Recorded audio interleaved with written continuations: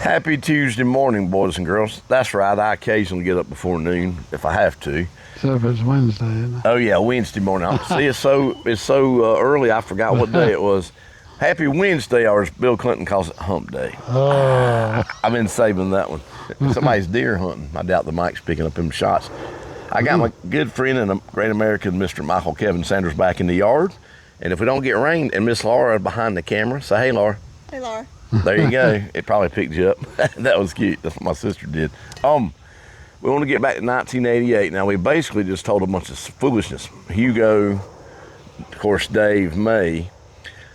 What I want to get into more is North Greenville had their first football team in, 25 years? Since the early 60s. And now, how did they recruit you? Because I know things are so much different now. Well, at that time, they were setting up, but really a feeder program to a lot of the four-year schools. That's what it seemed to our kids that, just needed a second chance or needed to go somewhere and improve their grades. Yeah, but with me, I had taught to several four-year schools, and the plan was to go to Clemson. That didn't work out, and I thought about the Citadel, but turned out my best choice was to go to North Greenville, which was close by, seemed real close by. I could get things there together and transfer to Clemson, which is what I did. Yep. The main driving force initially was the president, Jimmy Epton. Mm-hmm. He contacted me first. Dr. Epting. Yep, and later Mike Taylor was announced as the first head coach. Yep. My high school coach, Ed Cota, and I went up to North Greenville, did a little tour, and before it was over, I was offered a scholarship to play football at North Greenville. Steve Cannell didn't go with you? No, it was Ed Cota. Okay, what did he coach it with? He was the offensive coordinator. Oh, okay, those. Yep, he was a Texas guy, came from Texas, and kind of changed the atmosphere at Woodmont High School, and we went on to win the conference the year after Jail Man won it. Mm-hmm. We won it in 1985. Yep. Went undefeated in the conference, stumbled in the playoffs, but we had a good run in the mid-'80s, and I got a lot of attention. Had the grades to go, and had the talent to play in college football, and that's what I did. Now, boys and girls, remember this is JUCO, junior college, because now the college is at North Greenville University. It was NGC. It's actually about 20 miles. I'm not sure which way from here. You could point. I'm in about 20 minutes from here. It's about 20-minute drive. Yeah. But so tell me about. I want you to ease into the difference between. Now, is that called Division II now? Is that what that would be? No, it's still junior college. It's considered it's under the NJCAA, National Junior College Athletic Association. Gotcha. All right. And Laura and I both went to junior college. My wife Laura, she went to Spartanburg Methodist and for softball, right? Or basketball. Everything. She's the athlete of the family. I know, right? She played a little bit of everything, but softball was her sport. She transferred to Charleston Southern. So now, what was the big increase? I would say the step up from high school to junior college. I don't know how to explain. It's a big increase. Where on my high school team, you might see one or two guys that are really good. When you get to the big step up junior college, I would say most everybody is really good. What was the first meeting like, as you can remember, and what was the regiment, the practice regiment? Yeah. So that kind of takes us back to the spring of '88 Yeah, that's what I want to go back to. when you and I first met. Yep, and you that was the first meeting then. So we didn't have even a schedule set yet. So we didn't know who we were playing. We just know we had a team. So Mike Taylor, our head coach at North Greenville, he kind of instilled a philosophy of doesn't matter who you're playing, as long as you're the best you can be and the best team you can be, it don't matter who you're playing. So we prepared to get the best we could, which included at that time there was, of course, we had a spring game and spring practices, just like you normally would. Right.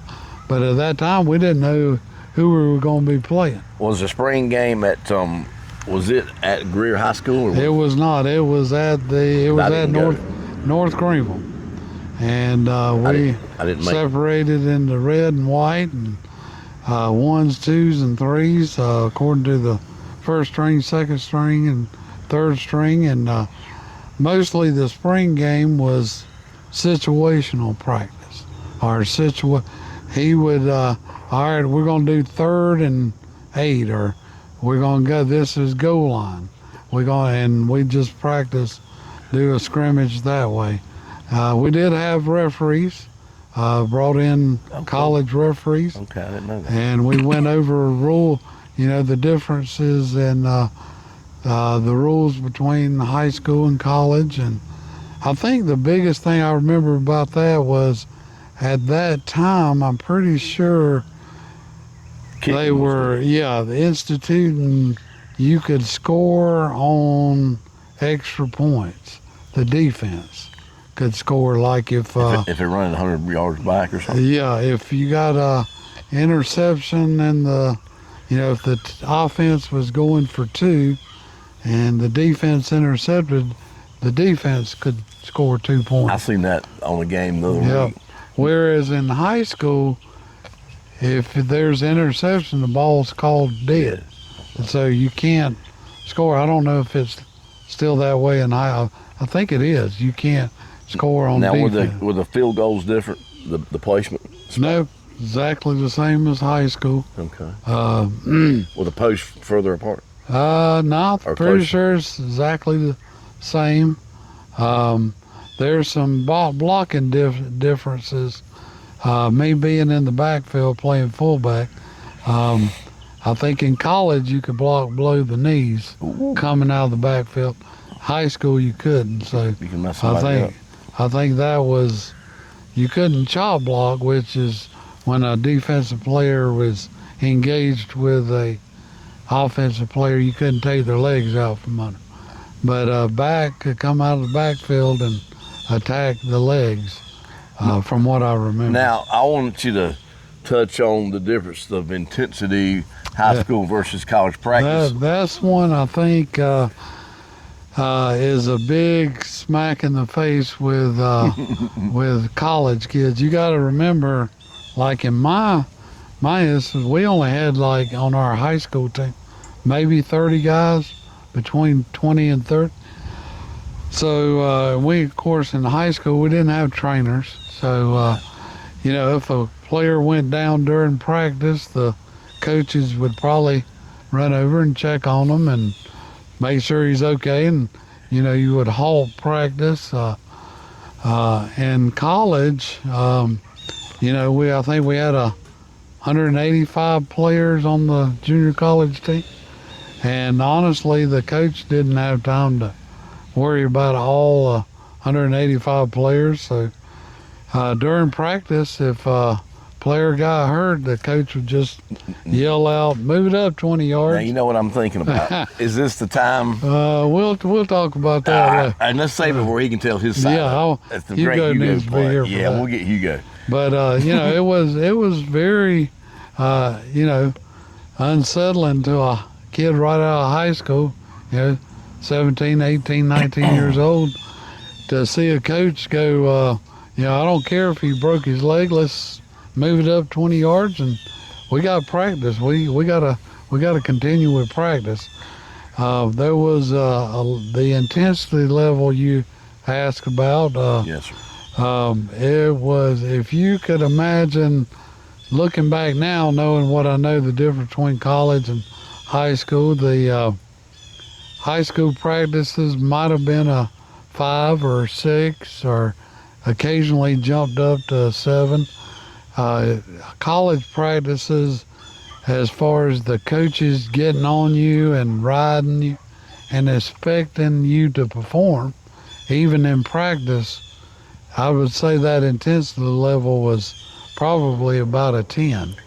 And Wow. even when I transferred to Clemson, they had more resources, but you know, the college coaches, they expect you to do things the way they want you to do them, including if you're coming out of the backfield, how do you take your first step? You know, in high school, I don't know if a high school coach ever told me to, you know, step with your right foot if you're running to the right, or step you know, that wasn't covered in college like at Clemson.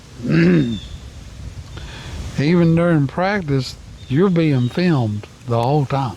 Oh, wow. And you would sit there and practice, go over films, and Coach Reedy at Clemson, he would analyze, okay, Mike, you the ball was going to the left side of the field. You come out and you step with your right foot first. Oh, my. Why did you do that? And even at North Greenville, the first thing we did, line up, and the coach lined us up on the goal line. And he said, a lot of you guys think you know how to run. I'm going to teach you how to run on the first day of practice. Oh, boy. And they did. They taught us about arm movement, conserving energy, pumping our legs, getting stronger in those areas. So it was basically like a lot of guys that, especially guys that never run track, they were learning to run all over again when they get to college. What about you? How was your skills?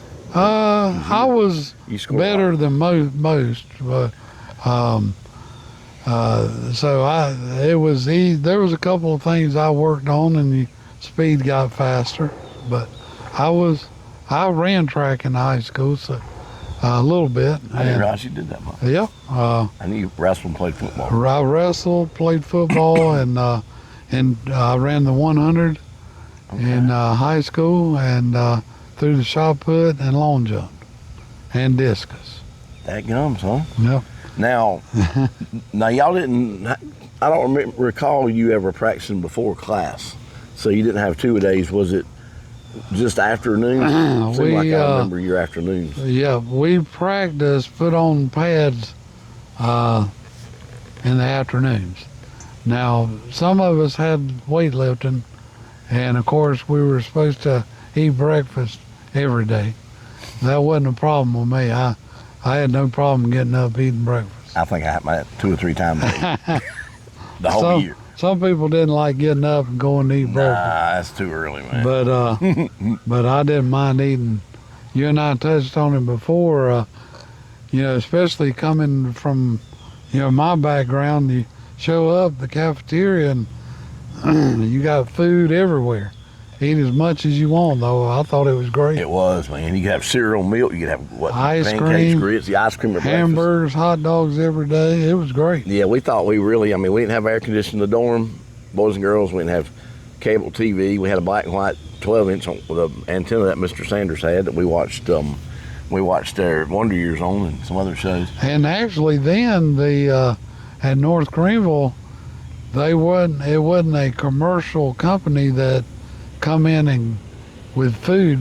The ladies actually cooked every day. Is somebody here? Yeah, that's the mail lady. We'll just ignore her. Okay, and it was darn good food. Yeah, real good food. I think we had a steady income of hot dogs and hamburgers. Oh yeah. Pizza every day. Mm-hmm. And then every day they served a spaghetti or ham or lasagna, or And I liked when they had taters and gravy. that was Mark's favorite. And you loaded my butt up. And you could Mark, I would get Mark's tray for him, and Mark said, "Load me up with mashed potatoes," and I would mound it oh up boy, as high as I could you get. think I'd gained some weight? I was just carbing. Yeah, I was somewhere going to tell Mark when I first met. I think you were 135 Yeah, pounds. and now I'm probably 225 or 30. I hadn't weighed. Yeah, it was. Is she bringing us something? Laura got it. Good. I was hoping we'd have to interrupt.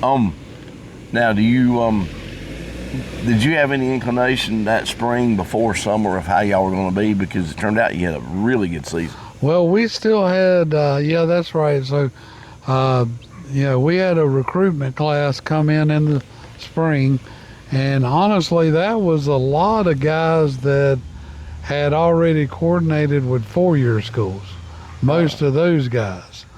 And then Coach Taylor come in and got on the recruitment trail, and he picked up a lot more guys. Now, I mentioned we started out with like 185 guys. And there wasn't but 550 in the whole damn school. Seriously. Yeah. I think our North Greenville had like 500 students. Yep, because you knew everybody literally by sight. Yeah, and most students were athletes, or they were there for the religion aspect of it.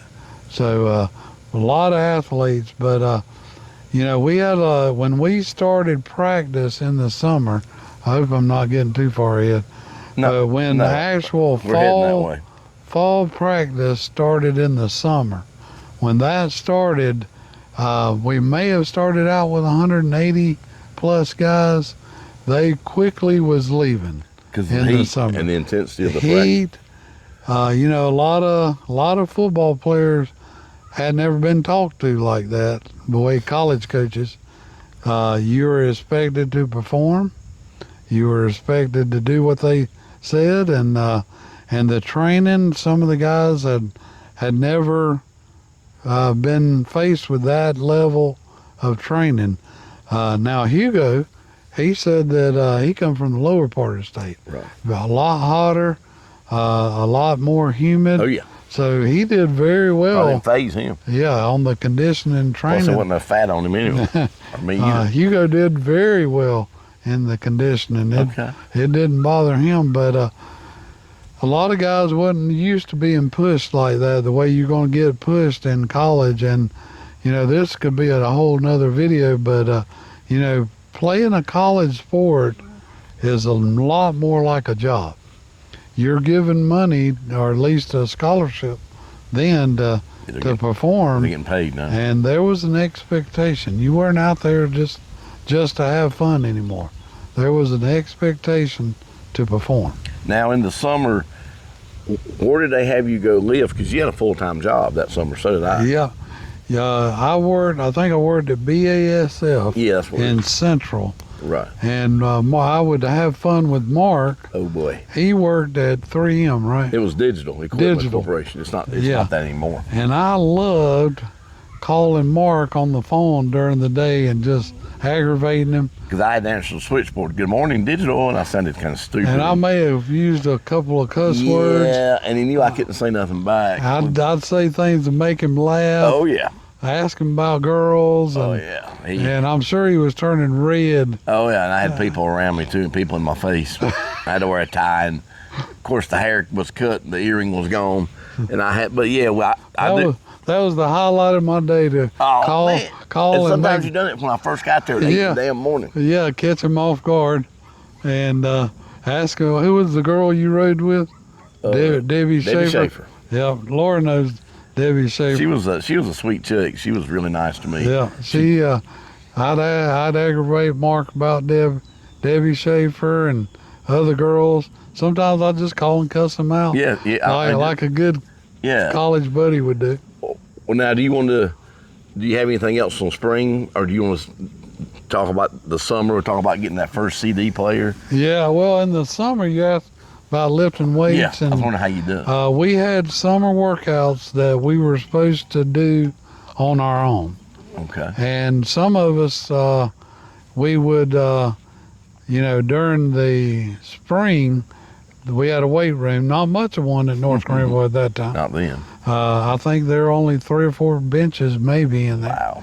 Wow. It was smaller than our high school weight room. Man. And we would go lift there, and some of us went back early and started lifting weights to start practice in the summer for the fall season.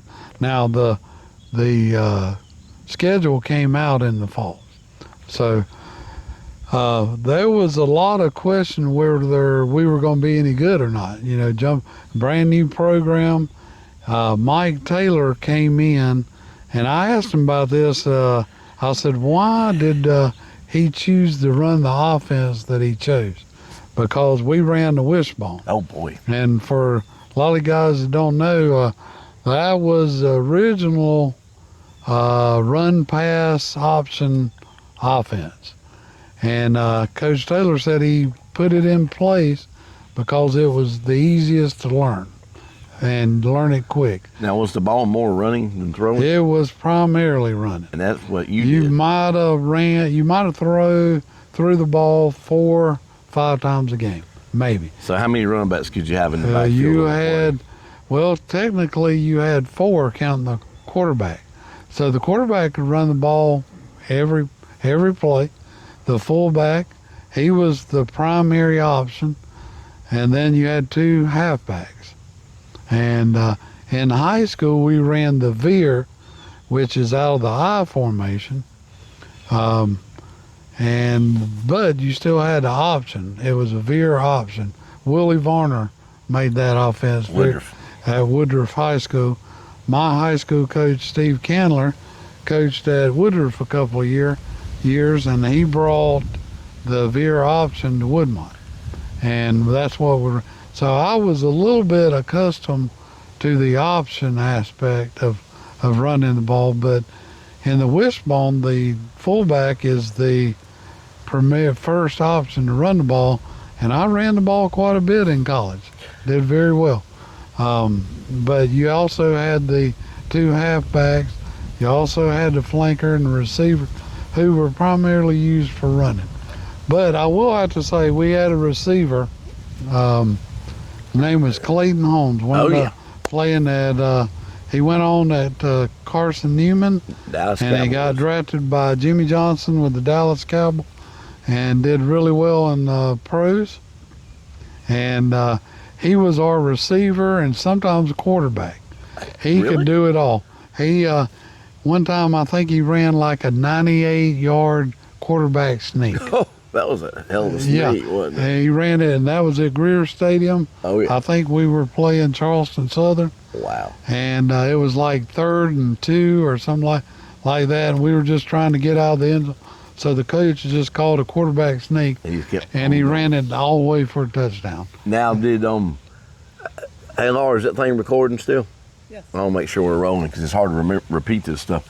Did y'all play the college? Do they have JVs? I remember going to some of them did. We played a few JV teams, like Georgia JV, when you went between the hedges. App State JVs, Furman JVs. I think that was the 3. And you spanked their butts, didn't you? Yeah, they weren't. We had a really good team. So I don't know if it's surprisingly, but coach put together a good team. We had talent. North Greenville had most. I would say most of the guys went on to 4-year schools, and I think at least 1, maybe 2 of the guys went pro. But I went to Clemson. We had plenty of guys went. Lee Davis, a good buddy of ours, played at Carson Newman. Yeah, I like Lee. There was we had a good team. A lot of kids transferred to bigger schools. I would say most of them did, but I think Georgia JVs, we played them in Athens. Yep, I remember when you went. And played between the hedges, and I'm pretty sure we scored over 50, and they may not have scored at all. Wow. We played Furman, App State, and we beat them pretty good. We'd also played Virginia Fork Union Military School. PMI? Yeah, no, that's Oh, it is? Virginia Middle. Oh. Fort Union. Okay. Fort Union was our first game. Who had real good talent on the team. Had a kid named Ashley Shepard who went on to play at Clemson. Played with me at Clemson. Yeah. Played edge rusher. There was another guy. Can't remember. He went on to NC State. They had a real good team, and they kept it pretty respectful. But we won pretty handily. Our biggest competition was Lees McRae and Shawan. Those were the two. Now, where are those at? Shawan is in North Carolina. Okay. On the East Coast. Oh, okay. Right at the border of Virginia. Lees McRae is in Banner Elk, North Carolina. I think the year before, Lees McRae won the junior college national championship. I'm pretty sure. And because I had a high school teammate, two of them actually, on that team, Brian Miller and Ricky McCombs. Okay. And Ricky McCombs was an All-American. So you got to play against them. Well, Ricky didn't get to play the year we played Lees McRae because he had an injury. Oh. And but Lees McRae actually beat us. Yeah. Shawan, that was our only loss. Yep. Shawan beat Lees McRae, and we beat Shawan. So it's kind of a three-way deal there. All three teams were in the top 5 junior college teams in the country. Wow. And so it's a three-way tie. Junior college has a bowl game. Shawan and Lees McRae got invited to the bowl game playoff series, and North Greenville did. That's a crock. Yeah, so hopefully they got a better system intact now. But anyway, we had a good team. The next year, North Greenville went undefeated. The year after you left. Yep, I had already gone. I had stayed in contact with Clemson. Clemson had been in contact with me, and I transferred and went ahead and enrolled at Clemson the following year. Okay, now do you want to save a little bit of that season for the next one and just talk about the summer? Yeah, let's So we wanna finish wrap up with it the up. summer. Well, boys and girls, we didn't have a CD player, the three of us, me, Mike, Hugo. We were like the Three Musketeers. I mean, we had other friends like QB and some other ones that we really liked, but it was the three of us. And so that summer I was working. Well, I got my girlfriend's sister to go to, she got 15 or 20% off on stuff. I went and picked out, Robert took me to pick out a CD jam box. Y'all, younger people, it's a high tech. Yeah, it had a cassette, an AM/FM radio, and a CD player on, and the CD opened on the front. And because of this rain, we may have to say it a little faster, but it's just barely. But so when we got back, Hugo brought back a 19-inch color TV, rabbit ears, and remote. I had a AM/FM cassette CD. I mean, we were uptown. You can't hide money. and we were in the bottom. We were in the newly remodeled Bruce Hall dorms with air conditioning and heat, and it worked most of the time. Now, we talked about my foolishness, but what about our favorite shower game? I'm hoping dousing each other with cold or hot water. Yep, cold. I mean, hot, you don't want to scald anybody, but cold would really get their attention. It became an everyday occurrence. QB just about broke your finger because he thought you were going to douse him. Yeah, I'd come back. I actually would go to the library and study. I know. I never saw that library, by the way. Me and Hugo never went. I don't know where the hell it was. I never went in it. So evidently you guys had a dousing game going on, which is not unusual. Nope. Well, I was unaware of this, and I returned from the library, and the bathroom door is a thick metal door. Mm-hmm.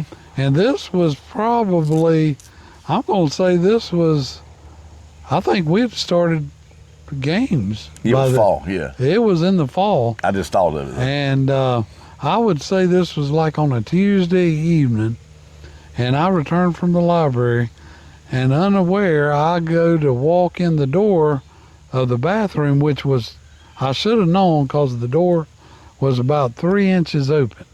And I went to open the door, and about the time I stuck my hand in, QB who, pretty big guy, Yeah. defensive lineman. We thought he was a quarterback. That's how he got the name QB. QB. Because he said he was high school quarterback. I Yeah, think. oh, was he really? Yeah, I'm pretty sure he told y'all, they asked what position. I think Yeah. that was the story. Okay. So he was QB the rest of that. Yeah, well, he put on some weight. He is now the defensive lineman QB. We still, 30, 40 years later, still call him QB. James Dowd. Anyway, I went to open the door, and I stuck my hand between the door jamb and the big, heavy metal door, and QB rears back with his foot and kicks the door, and that metal door completely slammed on my finger. That had to be a touch painful. When we finally got the door open, all that was holding this last digit on was skin. Have you got a scar? Yeah, still got That a had to scar hurt today. like hell. Yeah, and I think I went into shock. That's the only way because everybody said I was white and white as a ghost, and they called Coach Taylor to the room, and all I can really remember, I really don't remember being in pain. Like I said, I must have been in shock, but he called a doctor in Greer, and we didn't go to the emergency room. We went to a doctor's office, and he literally sewed my finger back on. And it stayed. And he taped it up and put a splint on, and he dropped me back off at the dorm room. Now, have you got feeling all the way in that finger? A little bit, yeah. So it didn't take it away. Yeah, I guess it did okay. Well, now, Laura, do you have any questions? Step out from behind the camera and let everybody see you. She ain't gonna do it, not today. Well, do you have any questions from behind the camera? Not about girls. Anything you can? Yeah, his wife don't need to ask about girl. I thought about when you lost the keys, but we'll cover that another I know time. that story. If you could just briefly tell the difference, both of you, of going to a junior college versus a 4-year. Oh, that's a good how clue. you felt the experience was. The rule. I'll go first. The rules at the JUCO, at this one, I'm sure there's some not private. Girls couldn't cross the curb in front of the dorm. You couldn't, if you drink in the dorm, you'd get expelled, kicked out for good. That's why I had to go out with Dave May to go places. You had to come up. There weren't fraternities, sororities, there weren't clubs much, Baptist Student Union, BSU. You had to invent things. And if y'all hadn't watched our first video, 1988, I'd highly recommend you go see it, where we discussed some of the silly things that we did. But in my opinion, I mean, I liked it better there. I just didn't know it till I could look back after my whole experience. Now, you went to big ass Clemson, so what would you say? Well, and I think part of the answer too may be small school versus big school. Oh yeah. Religious. What do you call it? Religious school versus Secular state or not, state institution. Yeah. Big school, small. So those might bleed into the answer a little bit, but I will say I do think there was a purpose from the teachers and administrative staff that they wanted to push you onto a 4-year school. Class size very small. Yeah, smaller. Like there seemed to be, looking back on it, that was part of their goal, was to make sure you did good at the junior college so you could, and prepare you for a 4-year school.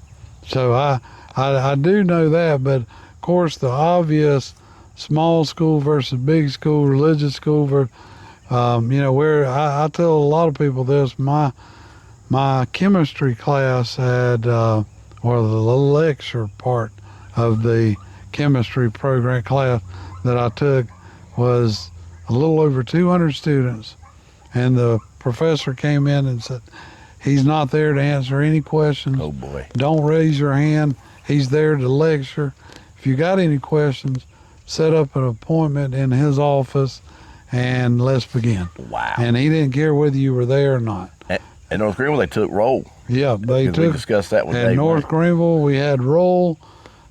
We had professors that if you didn't come to class, Well, the football program, they would let the football coaches know. And they come get your But butt. I saw other students, they would get notes put in their mailbox. Mhm. And you remember how cool the mailbox was? You go in there and it was a wall of little boxes. Doors. Yeah, little bitty doors. There's little bitty doors, and you'd put in your coat and open the door, and you'd have mail. And it wasn't unusual for professors to stick notes in there that you're not coming to class, you need to show up. So I do think in the junior college there was a push and a direct incentive to get students to be better students. And they cared about it. And they how cared. we did. That's right. So also, I will say this could be I'll bring up Dr. Epton. I didn't know what it was like or what a gift. I tell this story a lot. I came out of calculus class, and again, I didn't know whether I belonged at college or not. I didn't know if I was smart enough, and I didn't do very well in my first calculus class. And honestly, I was ready to go home. I was Damn, like, I never said anything. I don't belong here. You did, obviously. And the first person I saw was Dr. Ebden, the president of North Korea. What presidents are going to sit there and he knew me by name? Hey, Mike, what's going on? And I just told him how frustrated I was, and I was thinking about going home. He and I went over to a swing, sat down. He talked to me for about 30 minutes and got me on track, and I went on to made an A in calculus. I never knew that, dude. Yeah, he was very good to me. Knew me by name, that was a small school, but what presidents of colleges gonna sit there and talk to you during the day? And, Most of them aren't going to deal with the students and at all. care whether you're staying in class or not. I think that's the difference, or that's one of the difference. That's really cool, and he's still there. He got in a little trouble a few years back. Is he still there now? I think so, unless I don't he think. left. Oh, did he leave after the trouble he had? Yeah, I think so. Oh yeah, I think you're right. Yeah. But still, that was a long time. He was a great guy. He was very. When I applied for grad school, he wrote a very nice personal letter for me. Oh, I didn't even know that. And I got in to There you go. Clemson's computer science grad. That's why you made the big Sanders one. Well, you want to wrap this and go eat some M&J's? I'm ready for a good MJ lunch. Salad? You want to get a good salad? I am. Well, boys and girls, we'll continue. The next video with Mike will be our last.